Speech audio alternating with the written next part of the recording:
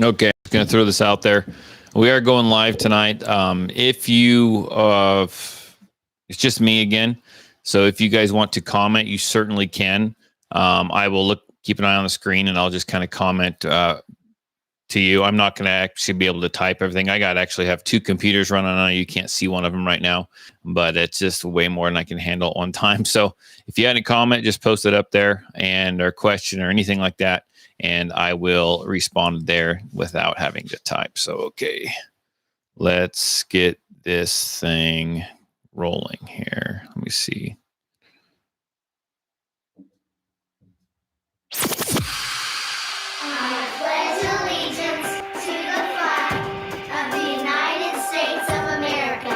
To the republic for which it stands, one nation, under God, indivisible, with liberty and justice for all.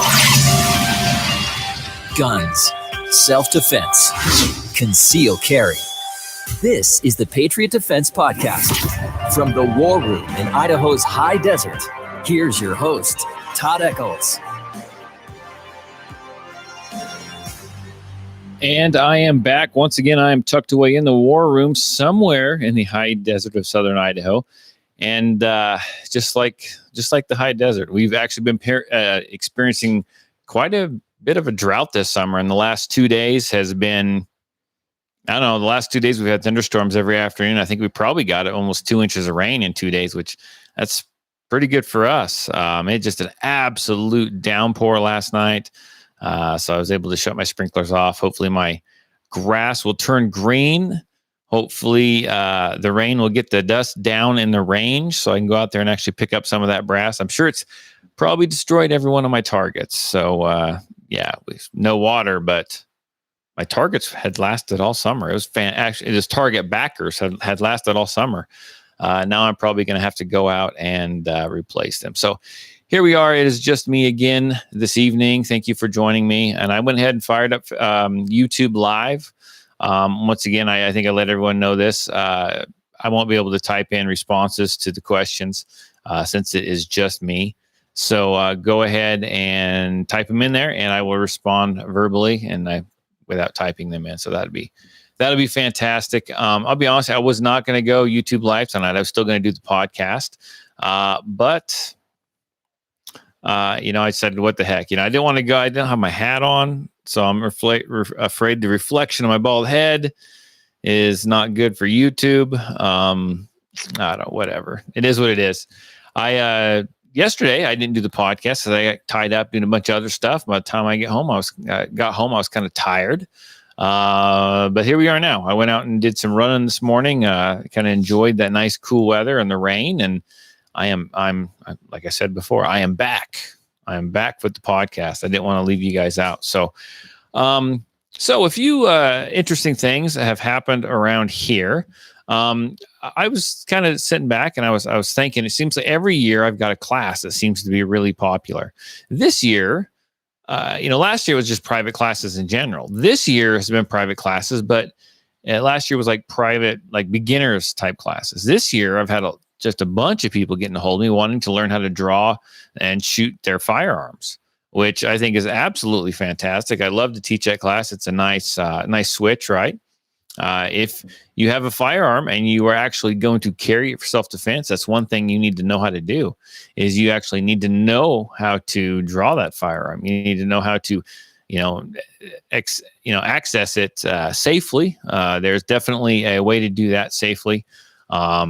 As far as like clearing your cover garment, and everything like that. There's a step-by-step process of doing that and acquiring the target once you do get the firearm drawn. And it can be pretty in depth, especially if you've never done it before. And there's a lot of things that you have to keep an eye out. One of them being not out racing the gun with your support hand. I see that happen a lot. And hello, Denise. And so I see that happen quite a bit. And so it's just nice to get people in who actually want to learn how to do this and do this correctly. So that's kind of what I've been doing this week. And that's actually what I was doing yesterday, and I got tied up and couldn't do the podcast, and I apologize for that. But here we are. I am back. So we've had a lot of stuff going on in the local area where I live. There's been a lot of like burglars, right? We've been a lot of people's houses getting broken into during the day, mind you. My neighbor up the road, actually, they were at work and they live on a pretty busy road, and they have 2 outside dogs, and someone actually pulled in there a couple weeks ago and shot each of their dogs in the head with a 22 from what it looked like, point blank range, and then just drove off. Pretty interesting. But yeah, there's been houses getting broken into broad daylight. They think they've narrowed it down, and they think they know the kind of truck that these people have been driving. So there's a local lady here where I live that started like almost kind of like a neighborhood watch Facebook page. And so everyone's sharing things that happen to them, and if they know of anything, if they see anything. And I'm going to tell you what, there's a lot more crime that happens even in these little towns than what you'd even care to even think about, or what you'd even realize. Lots of places getting broke into, lots of peeping Toms, lots of people catching people peeking in their windows. Lots of stuff going on. So, I know I kind of upped the security around here and kind of on high alert, paying attention to what's going on. But anyhow, this gal that started this Facebook page, I was on there, and I was correcting some things that I was seeing, right? She wasn't posting anything incorrect, but there's a lot of members of this page, and people were commenting about firearms, and just I was having to correct them along the way. And so she asked me to be an admin to this page. And so I'm on there and I'm watching, and it simply amazes me at the things that I see people say the things that people will say online. It's amazing. I mean, you're just typing it. People think they're safe. They're just typing it from home, right? Just on Facebook. But man, the stuff people put on there, I mean, it's like people need to understand. They need to know the laws, and you need to be careful with what you post on Facebook. I mean, there's one guy saying, well, I don't, what did he say? There's a lot of people that are talking about, we do have constitutional carry, and someone was asking about that. So I was telling them about it, and I was telling them about what it takes to get your concealed carry permit, even though you don't have to. It's a good idea. Numerous people jumped on there. Well, you don't need that. We don't need that. You can carry without that. Why would you go take a class? Why would you do that? I'm like, to keep you morons from, I didn't say this, but I'm thinking in my head, to keep you morons from doing something wrong, because in the past 24 hours, I've seen all kinds of people. I had one guy that said, well, if they're in my garage, someone said that they had the garage broke into. And this one guy posted up there, well, if they're in my garage, I'm just going to pop them. Really, sir? You're just going to pop them if they're in your garage? Can you do that? If they're not a threat, can you do that? And he goes, I don't care what you can or can't do. They're on my property. I'm going to shoot them. I'm like, you just type that into a public forum, into Facebook. Right? If someone now is on your property and you walk out and shoot them after you've stated that you're going to do so, I think that's premeditated murder. I mean, absolutely ridiculous. The things that people say. I mean, I'm having to go through and delete comment after comment after comment, and it's just absolutely ridiculous. The things that people are saying, and one lady's on there. Well, I'm going to. Daddy taught me, and I've heard this more than once from other people, but then Daddy told me you just shoot to kill. So if they come on, if they're in my house, right? If they're in your house, defend yourself, right? If you're in fear for your life and they are a threat, defend yourself by all means. She goes, well, I'm going to shoot to kill. I'm going to shoot to kill them. No, you're not. You're going to shoot to stop the threat. That's what you need to do. You don't shoot to kill. You don't shoot to kill. You don't tell law enforcement that you shoot to kill. And I stated this to her, and she goes, well, I'm going to shoot to kill, but I'm not going to tell law enforcement that. I'm like, freaking, you just did. You just did on Facebook. Delete your comment. My gosh. Just because Facebook is a public social media platform. They can go in there and they can do all kinds of stuff. They can find your comments. They can use those against you in court. absolutely ridiculous. And then the one that I've heard, I've heard this one lots of times. I think everybody has. I hear it in my class sometimes too, but on Facebook, well, if they're, the one guy came back and he's like, well, if they're on my property and I shoot them, I'm just going to drag them inside my house. Okay, yeah, you do that, sir. You do that. That shows me, that level of ignorance shows me that you have never once, ever taken any type of class, anything. I mean, you're probably still shooting with the freaking teacup grip, right? You're probably still shooting with the teacup grip. The whole thing is absolutely ridiculous. I just, things people say online. I mean, I go on there and I actually banned that guy because here's my deal. And I'm not trying to be a jerk and going on and banning people, but you know what? If you're throwing that advice out there, we got a bunch of people on there that don't know about firearms, that don't want to get interested in firearms. And then you got these, keyboard warriors, that probably don't even leave their house, and they're giving all this advice out. And it's horrible advice. It's advice that's going to get them killed. It's advice that's going to put them in prison, right? I mean, it's advice on how to break the law, like blatantly break the law.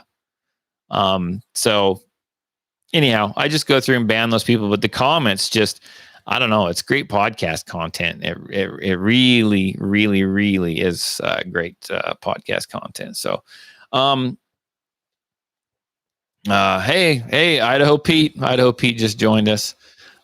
So I've thinking about this all week, thinking about those comments that people have made, right? The blatant, ignorant comments. Had me kind of put together a list. Okay. I just got running brain, man. I just got done running 17 miles and I'm trying to gather my senses still. But so what's the worst self-defense advice you've ever heard? And I'm going to tell you right now, I made a little list on my computer here. That's what you see me looking at here. I live and die by these things anymore. But between my classes, and I hear lots of stuff in my classes. I hear all kinds of crazy advice in my classes. It's just people stating something that they don't know, or people talking to each other. I always have that one person that means well in class. They're the helper. They like to help everybody, which is great, man. Give advice, whatever. But I have to go in and fix some stuff sometimes, right? Because I hear all kinds of interesting advice, and so between gun stores, I've been in gun stores before looking at firearms and heard all kinds of interesting advice. I've heard, I've been a few hours away at some big gun stores, and I've heard, I've seen, 60, 70-year-old women in there trying to buy a firearm. And what does the guy behind the counter sell them? Sells them a one with a laser on it. And this laser, he just says, you don't even have to pull the trigger, ma'am. I mean, you just laser, you shine this laser on them and it's over. That they'll run out the front door. That it's over, man. That's all you need. That's all you need. And I'm just like, absolutely ridiculous. And that's coming from a guy who's selling guns. So he's probably trying to make money, obviously, but you need to be there helping people, not giving them horrible advice. So I made this list. Let's see, where does it start here? All you need is one shot. So we can talk about those 45 owners, right? We can talk about the people that shoot those 1911s or shoot the 45, that think the 45 was, made, created, crafted by the hand of God himself. And one round is all you need. And that guy's going to fall over it. Yeah, no. So a handgun typically fires, peanut-sized projectiles at very modest velocities. And so it's not just one shot. You don't know. Typically, you're going to need more than one shot. There's a lot of times under stress, right? You're going to be in a self-defense scenario. And I've seen this with law enforcement on videos, on body cams, right? You'll run through your whole magazine and you won't even know it.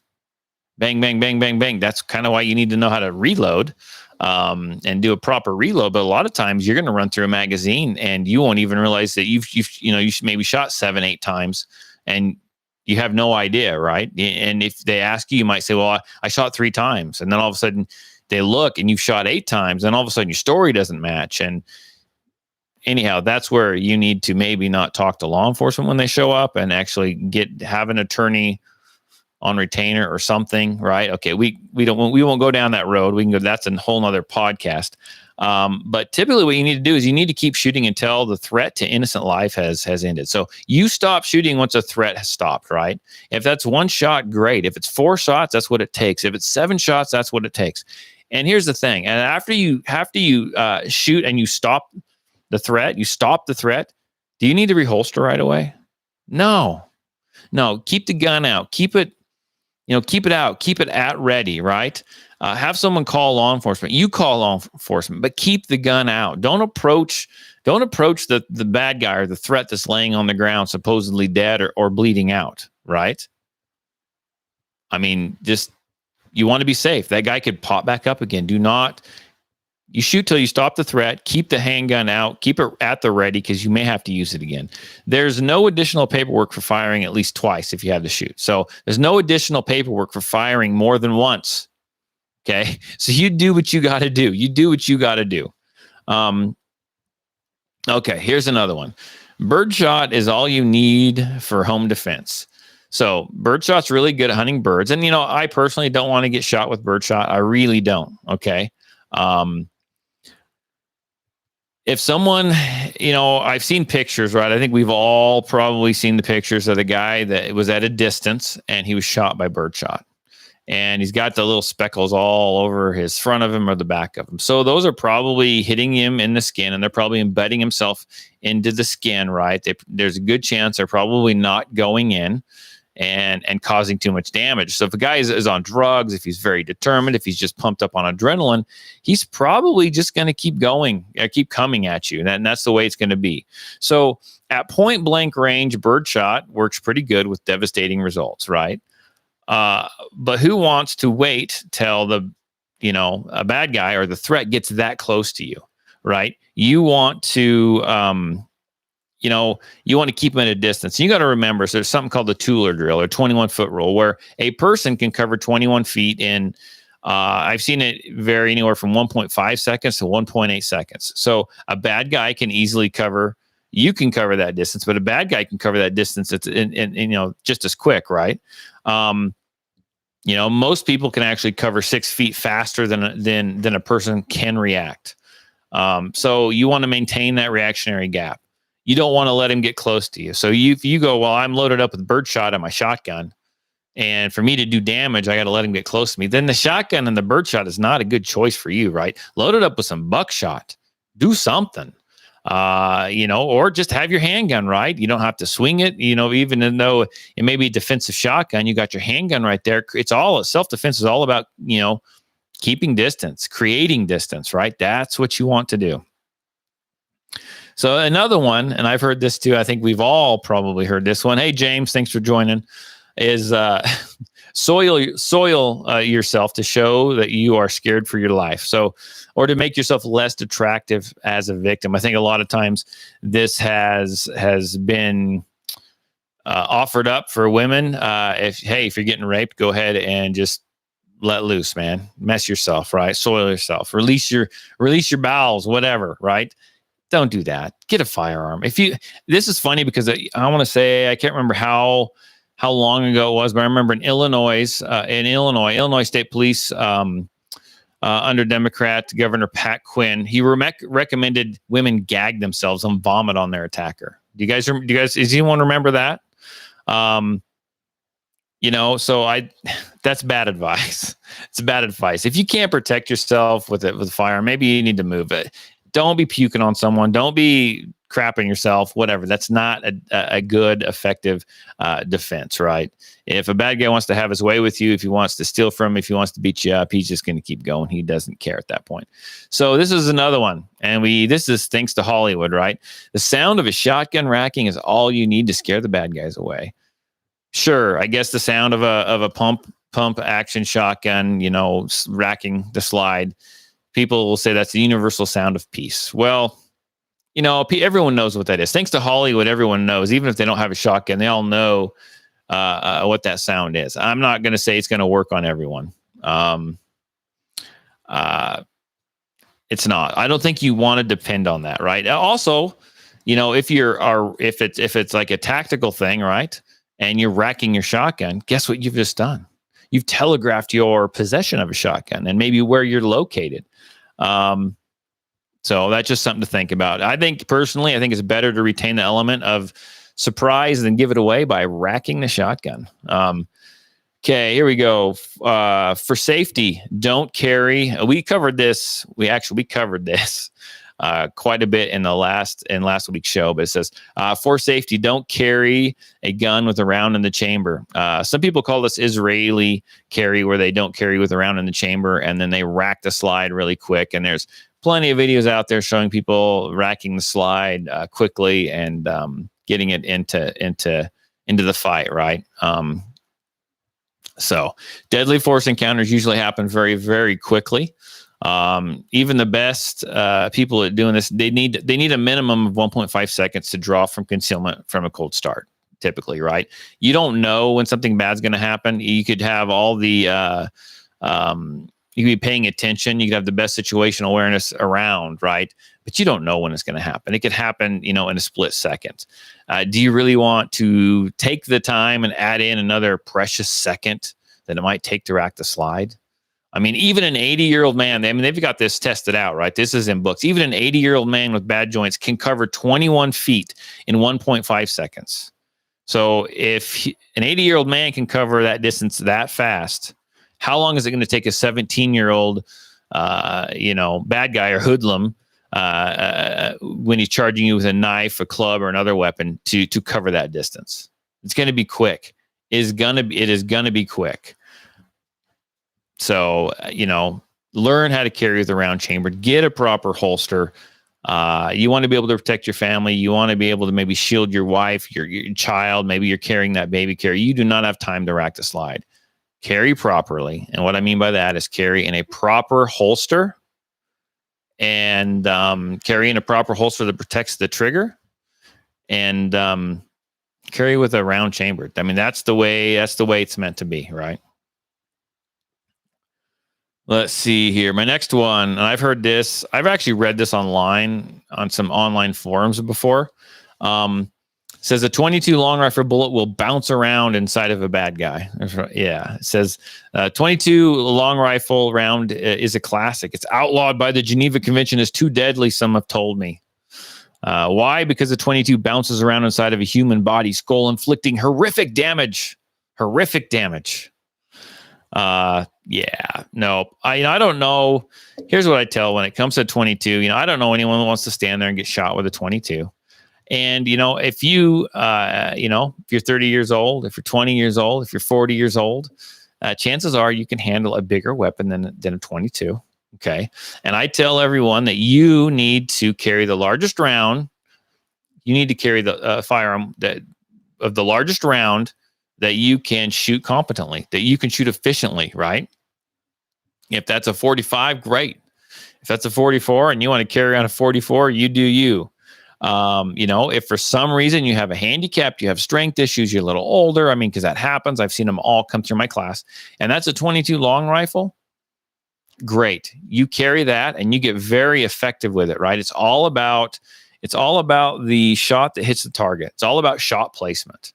Okay. So get good with that 22 if you're going to use that. Get good with it, right? People are killed every year with a 22 rifle. They are. People have taken, they're not legal, but they've taken down deer. They've taken down elk with the 22 rifle. It's all about shot placement. Okay.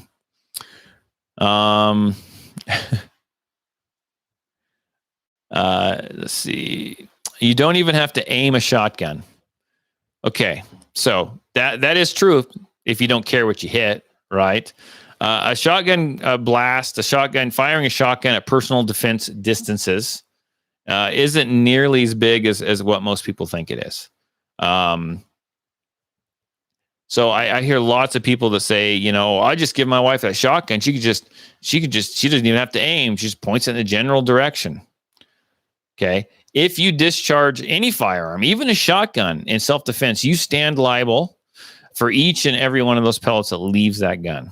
right? And if you're just telling your loved one or whoever to use that shotgun, point in the general direction and pull that trigger, you're doing them a disservice, right? Let's do this.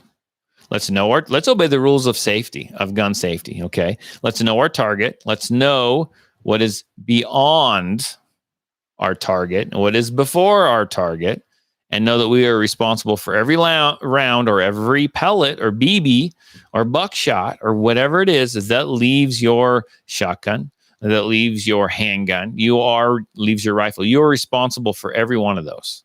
Okay.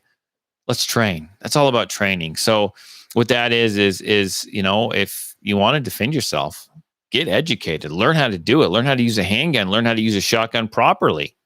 Right? Go out and get educated. Here's the one I love. Here's the one I love because I hear this a lot in my class. And when I was making this list, I was just like, this is too good. I hear this one all the time. Shoot the bad guy in the leg or the arm, or just shoot the gun out of their hand. Okay, so if you're going to shoot, if someone is a threat and you are going to shoot in self-defense, you need to be typically pointing for center of mass, right? Center of mass. That is the largest, most stable target. Okay, a lot of people, I'm going to shoot him in the head. Well, the head moves around a lot. The head's a small target. You want to shoot for center of mass. That's where you want to shoot. I'm going to shoot him in the leg. Well, you're probably going to miss that leg. And if you do hit him in the leg, are you going to stop the attack? You may anchor them. They may keep coming at you, but you may anchor them to the ground, right? But if they still got a weapon, a firearm, guess what? They can still fight. They can still shoot at you. So let's shoot for center of mass. Let's shoot somewhere that is going to stop them, right? There's all the goodies are in center of mass. All the goodies are right here in center of mass. That's where you need to shoot. Now, in a self-defense confrontation, you are going to probably pull 80% of your shots. That's why we need to go out and practice and train. For all those that have been hoarding ammo for the last year and a half now, it's time to go shoot some, because skills will degrade over time. We'll get back to that here in a few minutes. But you need to understand that in a self-defense scenario, your heart's beating, your blood's pumping, your anxiety levels up there, your adrenaline levels through the roof, and you're probably going to pull 80% of your shots. That's why you need to get out and practice. But if you're shooting center of mass, it's not a get out of jail free card. But if you're shooting center of mass and you pull your shots low, where are you going to hit? Your abdomen, the groin area. Still good hits. If you miss high or pull your shots high, you still hit the neck. You hit the face, the head, right or left. You're going to get a shoulder. You're going to maybe clip a lung, right? That's why we shoot a center of mass. Now, what happens if you can't see center of mass? Well, then that's where you might get your headshot. So you are going to shoot a center of the mass that is available to you. If you think back to that last church shooting that we had in Texas, right?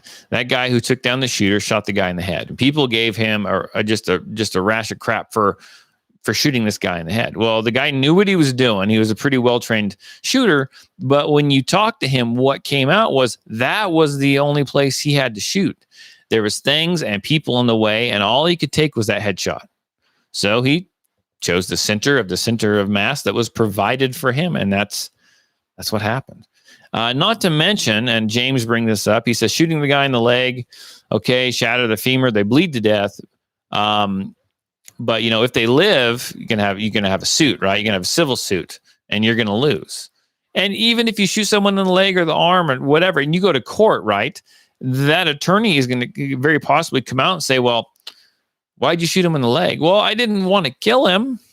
Well, were you scared enough? Were you in fear for your life? Was he enough of a threat that you actually had to use your firearm then? Shoot for center of mass, people. Shoot for center of mass.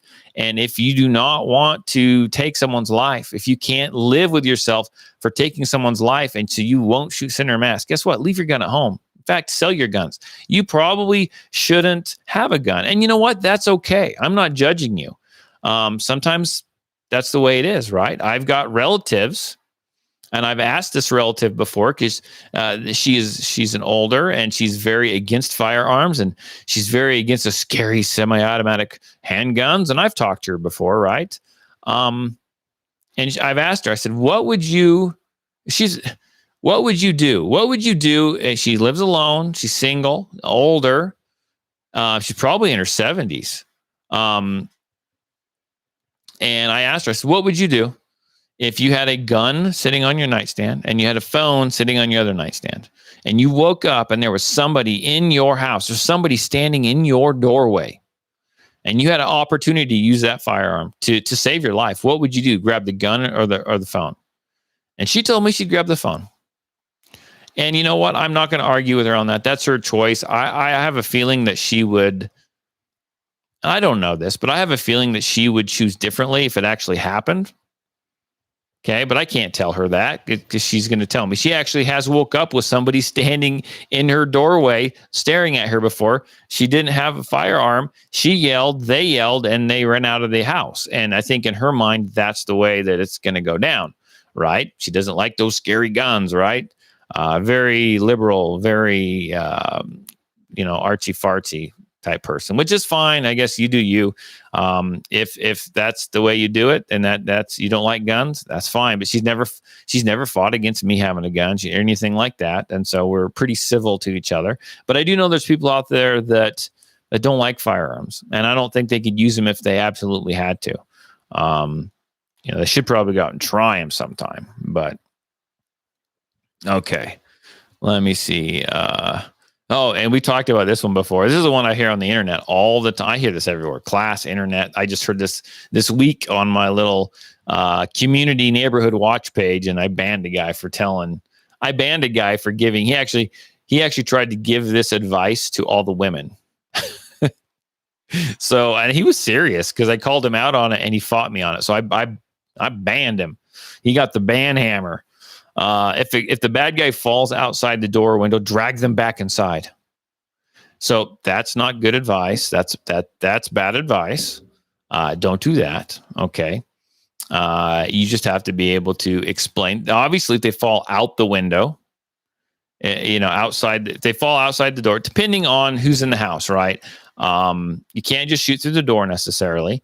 And if people run away, you need to let them run away. Right. You, when the threat stops, you stop. Right. You don't have to put your gun away, but when the threat stops, you stop. So if they run away, don't holster your firearm. Keep it out. Call law enforcement. Be ready. They could come back. But if they fall outside the house, don't tamper with evidence. Don't tamper with a crime scene. If it happens, it happens. You need to be able to explain to law enforcement why you did what you did when they show up. Okay. But don't pick them up and drag them back inside, because then all of a sudden you look super guilty and it doesn't matter. And it shows that you had a firearm and you were uneducated with it. And I'm not saying that is a criminal offense, but my gosh, if you're going to carry a firearm, if you're going to use a firearm to defend yourself, don't be ignorant. Don't be ignorant. You need to go to court and they need to see that you are serious, that you were serious about this. You did this as responsibly as you possibly could, right? Not daddy taught me to shoot to kill. Daddy taught me to drag him in from the yard, drag him back into the house, and I would be okay. And then I'm shooting that revolver that daddy also told me to use, because I'm a girl and I might get, I'm not smart enough to run a semi-automatic, and I might get my lacy sleeves caught in the slide. Okay. Daddy doesn't always give good advice. Lots of men don't give good advice. So we need to understand that. So, and I wasn't picking on any women when I said that, but that's everything. That's a bunch of other stuff that I've heard as well. And it's all absolutely ridiculous. If it's too dark for you to see the sights, it's too dark for you to identify the target. That, my friend, is why we modify our firearms. You can modify your guns and you can put luminous night sights, red dots, all kinds of stuff, right, on your gun. Also, you know what? Have a light. A light's not a bad thing. And I'm not talking about a light attached to your gun either. You can have if it's your house, you can have a light with you, right? A flashlight can blind, can buy you seconds. So it doesn't mean you got to walk around with it on. But you do want to be able to identify your target too. So there you go. Okay. And here's last but not least. We have cops to protect us. You don't need a gun. You know how many times I've heard that? I guarantee you, James and Pete on here. I know they're on watching this right now. We've all heard that, right? If you have cops to protect us, you don't need a gun. Well, guess what? Usually the situations are over and done with by the time law enforcement even gets here, right? I'm not picking on law enforcement, but lots of times they show up to do the paperwork. That's their job. If they get there in time to help, absolutely fantastic, right? And they will try their darndest to get there in time. I know they will. I mean, a lot of them are very, very good people. There's some bad apples, but a lot of them are very, very good people. Me personally, I live in the county, so it might take them 10 minutes. In fact, I've used them before. I've called them before about things and it happened in the middle of the night, and it's taken them 10 minutes to show up. Sometimes they don't even show up. I don't know if that's address miscommunication or what, but it's taken them at least 10 minutes. Things can be over, way a lot quicker than that. And I don't want to wait. I can't. Hey, bad guy, hang on a minute. It's got to be fair. I called law enforcement. They're on their way. You need to just freaking wait right there. Give me 5 minutes and then you can start in and we can take care of this, and we can still be taking care of this when law enforcement shows up. That's the way it's going to be. That's not the way it's going to happen. It's going to go down, right? I mean, if you live by yourself, you may handle the situation before you call law enforcement, right? It is what it is. But you need to be there. You are your family's first responder. No, I'm not talking bad. No offense to that, to other first responders, right? They do great things, but you are your family's first responder. And you need a gun. And most law enforcement officers, if they're not full of themselves, right? If they're not full of themselves and they don't have the elitist attitude, they will tell you, we want you to carry a gun. We want you to carry a gun. Here's the key, though, people. They want you to carry a gun to be able to defend yourself and your family. It helps them out. They also want you to be educated in how to do so. And if you carry a gun, you owe it to yourself and others to get education. Take a class from me, take a class from somebody else. And I'm not trying to just push my classes on everyone, but go out and get some kind of education. Learn how to use it. Learn the laws. Be proficient at it. You owe it to your family, right? You owe it to yourself. You owe it to the others around you to do so. So that's the list that I made up. And I tell you what, if you still want to believe those, if you don't agree with me on those and you still want to believe all that, then I tell you what, let me introduce you to my Uncle Joe, and he'll give you more great firearms advice. If you want to protect yourself, get a double barrel shotgun. Have the shells, a 12-gauge shotgun, and I promise you, as I told my wife, we live in an area that's wooded and somewhat secluded. I said, Jill, if there's ever a problem, just walk out on the balcony here or walk out, put that double-barrel shotgun and fire 2 blasts outside the house. I promise you, who's ever coming in is not going to, you don't need an AR-15. It's harder to aim, it's harder to use, and in fact, you don't need 30 rounds to protect yourself. Buy a shotgun. Buy a shotgun. Oh, Joe, that was a classic. That's a classic. That one will never die. Just buy a shotgun. Buy a shotgun. And use birdshot. And just shoot randomly. And don't aim. And just shoot it in the air. And randomly discharge your shotgun up in the air, in town, in a neighborhood, because that's going to work. So I'll tell you what, if you believe any of those things, that list that I just went over, you need to rethink that. Get a hold of me, email me, text me, tell me I'm wrong, and we can discuss this. I will have you on the air. I will have you on the podcast and we can discuss this. If you want to do that, here we go. I'm going to give it out now and I'll give it out later on. Call me, text me. Area code 620-794-6223. That's area code 620-794-6223. If you believe all that, if you disagree with me on any of that, and I'll get you on the podcast and we can we can debate it. That would be fun. That would make for a good podcast. So, okay, next up, we have had a couple things happen, a couple things happen this week, and this is the one that I chose to talk about today. I got a little news clip here, and we'll check it out. Company that makes AR-15s, which was used by the gunman who killed 27 people at Sandy Hook Elementary School, is agreeing to pay up to $33 million to the families who say that their marketing caused the shooter to do what he did. Here's John Huddy. The gunmaker Remington is one of America's oldest gun manufacturers, known once upon a time for its powerful rifles and shotguns. Today, it touts its American-built ammunition for hunting, shooting, and competing. But the company, now bankrupt, is a shell of its once powerful self. In the aftermath of the Sandy Hook Elementary School massacre in Newtown, Connecticut in December 2012, 9 families of the victims filed a lawsuit against Remington. The shooter used the company's AR-15 to murder 20 first graders and 6 teachers on that cold winter's day, a day that would stun the world and once again spotlight the gun debate raging in America. The victims' families argued in the lawsuit Remington should never have sold such a dangerous weapon to the public, alleging it targeted younger males in its marketing and promotional campaigns, with product placement in violent video games appealing to young at-risk males. Remington's lawyers argued, however, there were no facts presented to establish Remington's marketing had anything to do with the shooting.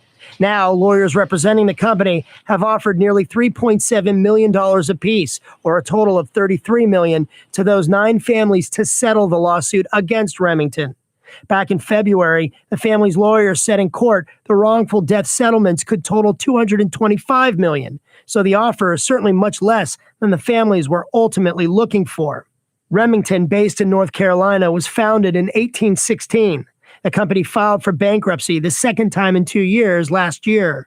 Its assets have reportedly been sold off to several other companies. While Remington initially claimed it was protected by a 2005 law preventing gun makers from being found liable if their products are used in crimes, the Supreme Court ruled in 2019 the case could proceed against Remington. The question now, will the families take the settlement offer or continue their fight? For the News with Rick Sanchez. Absolutely ridiculous. Remington offering to settle for $33 million. And I'm not talking about like in business, a business type of deal. There, there's a couple different ways they're probably looking. They're probably looking at, okay, well, these people want like billions of dollars. Let's see if they'll take, let's just put a stop to this and we'll offer them a lesser amount and we'll see what happens. But here's the thing, man. That tells you that Remington is going to be pushed around. I know they're struggling. I know all this stuff. I mean, they disappeared for like 5 or 6 months, right? And didn't do anything, and we needed the ammo from them, and they weren't there. And now, what are they doing? They're throwing them a bone. They're offering to settle. They're stating that they've now looked at their advertising and they could see how they marketed those guns to the wrong people. My gosh, you're setting up a horrible precedent there. You're setting up a precedent that if they take it, then what do you think's going to happen? There's going to be people coming after all kinds of firearms manufacturers. Horrible precedent. And I almost kind of want to go back and blame Trump for this. I know that's not going to get me a lot of likes. I want to blame Trump for this. He let him take our freaking bump stocks, right? He threw him a bone. You don't do that. You don't do that. Why would you do that? I mean, Remington, you okay with setting this precedent? Are you okay with throwing our gun rights in the crapper? Because that's what you're doing.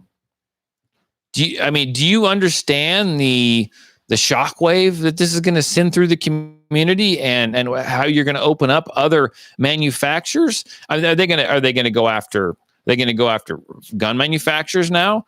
Are they going to go after ammo, straight up ammo manufacturers? I know they manufacture ammo as well, but you're just setting up an absolute horrible precedent. There's no way, right? And I hate to use this one because I hear it all the time. I hear it so much you just get sick of it, right? But if someone goes out and gets in a car accident Can you go back and they were driving, let's say they were driving a Ford Taurus. Could you go back and sue Ford?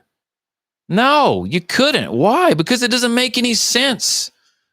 Ford didn't manufacture, one day didn't pump out these Ford Tauruses and saying, well, one of these someone's gonna, we don't want to we don't want to advertise them and send our advertisements to the wrong crowd because we're afraid that someone's going to take this Taurus and like hurt someone, right? So you're not going to go back after Ford because they manufacture the freaking Ford Taurus.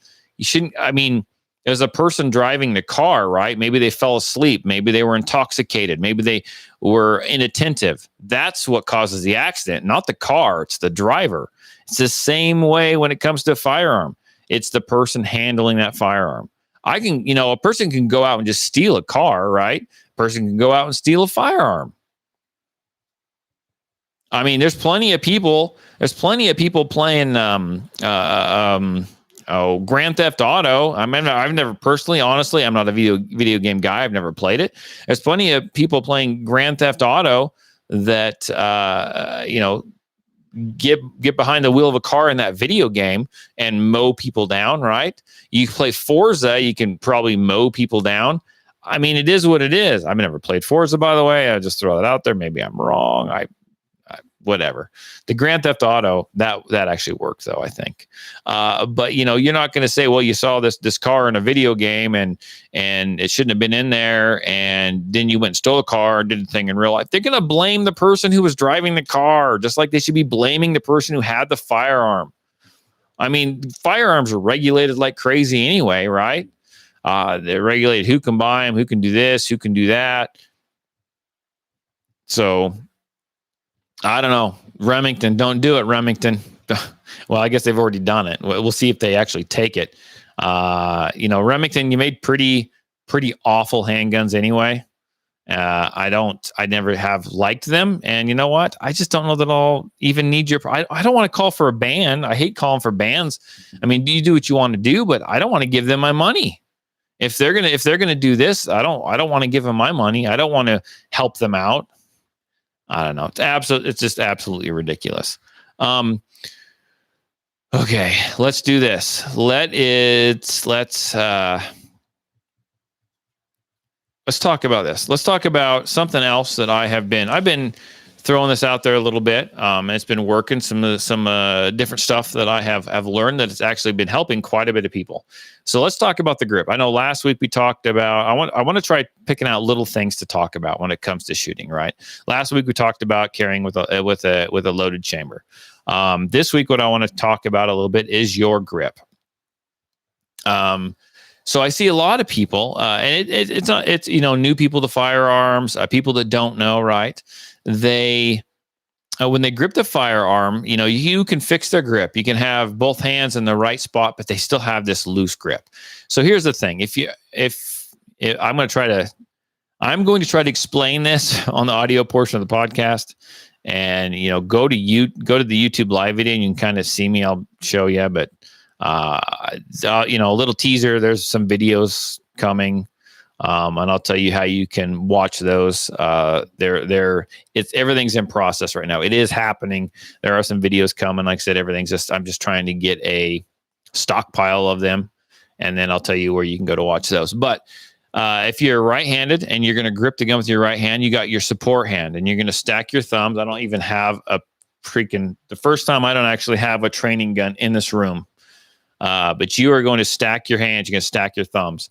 And now, back on the back of the gun, you have the back of your palms meet. So you want to make sure that when you're using your support hand, that your skin, your palm, that meaty part of your palm is actually coming into contact with the gun. A lot of people will hold it really loose, and there's what I call an air gap there, and that's not doing you a bit of good. You need to have that hand come into contact with that firearm. You need to stack your thumbs. Now, where the back of your palm, so just below your thumbs, those are going to stack together and those are going to connect. Okay. You need to have a ton of pressure right there when you're gripping that firearm. If you're shooting two-handed. So I like to throw out, there's what we call the Nutcracker.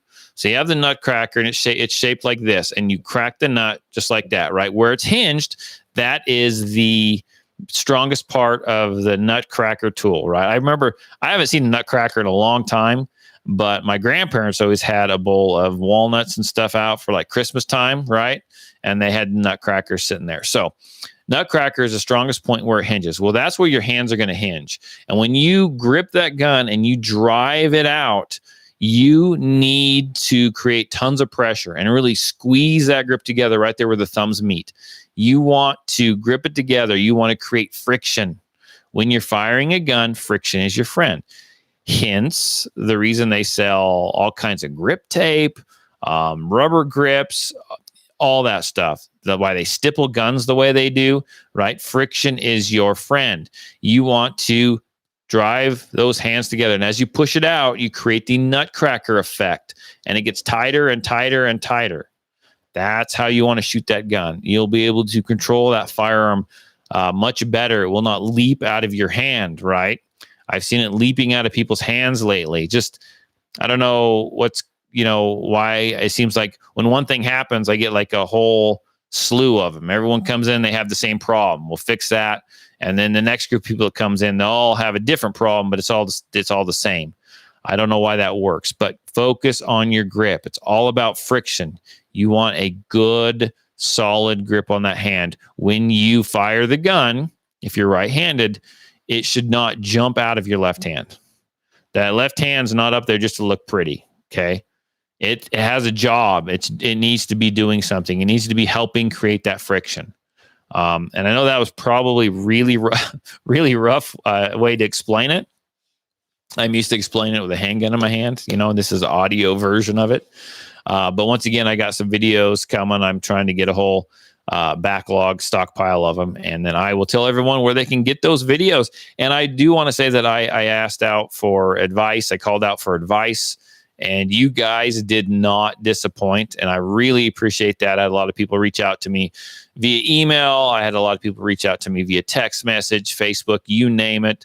I know James was commenting on the actual live stream of it that we did last week. And I do appreciate that. I asked for help. I asked for opinions and I got them. And I sure appreciate that. So tell you what, I'm going to cut out of here because I'm hungry and I'm tired.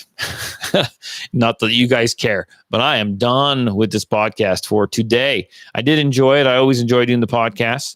And I hope you guys, if you haven't noticed, I kind of have a little different kind of flow going on here.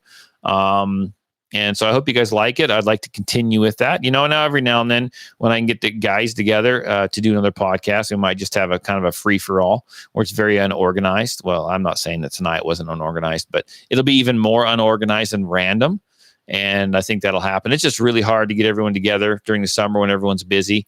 And I'm going to tell you what, it's hotter than freaking horny toad in the microwave in this freaking war room when I get everyone in here. It's like, it's a stinky, nasty smelling, sweaty gym is what it smells. It's absolutely horrible. But thanks for listening. Share the podcast, share the video on your social media. I would much appreciate it. And again, like always, if you have anything that you want to say to me, if you have a self-defense story that you want to share with me, if you want to be on the podcast, because we can do this via phone, let me know. Call me, text me, area code 620-794-6223. That's area code 620-794-6223. Reach out to me. You can even email me at info at patriotdefense13.com. That's info at patriotdefense13.com. Shoot me an email there. And again, share this, share the YouTube live if that's how you watch it. You can also share the podcast. You can find it's called the Patriot Defense Podcast. It is on Spotify. It is on iTunes. It is on Stitcher. It is anywhere that you find you can find a podcast. You can find us. And if you can't, let me know. We'll take care of it. Until then, I will see you guys. I went to the wrong computer to shut everything down. Until then, I will see you guys next week. Thanks for joining. Everyone have a great week.